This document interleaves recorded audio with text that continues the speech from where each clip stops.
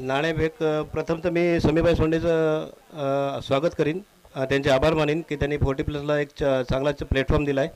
त्यांचं खरोखरच जेवढं अभिनंदन करू तेवढं कमी आहे. सेकंड थिंग असं आहे की तुम्ही जे बोललात की नाणेफेकचा कौल काय असता, तर आमचे प्लेयर्स सगळे ऑल इन वन आहेत, प्रश्नच नाहीत.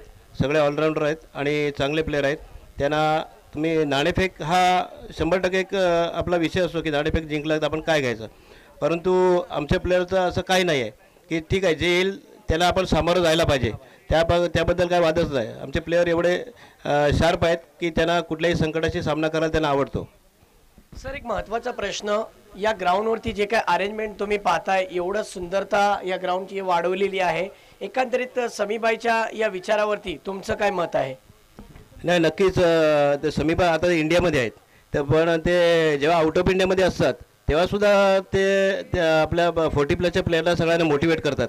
हे त्यांची एक जमेची बाजू आहे. आणि दुसरी गोष्ट आहे, आज एवढं मोठं ग्राउंड करणं एक सोपी गोष्ट नाही. एवढी मोठी ग्राउंड करणं, सगळ्या पोरांना मॅनेज करणं, सगळ्या पोरांना एकत्र करणं.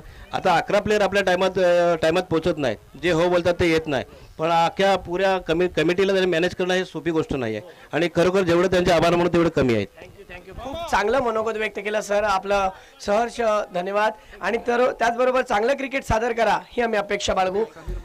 समीर मामा यांचं सुद्धा आगमन झालंय.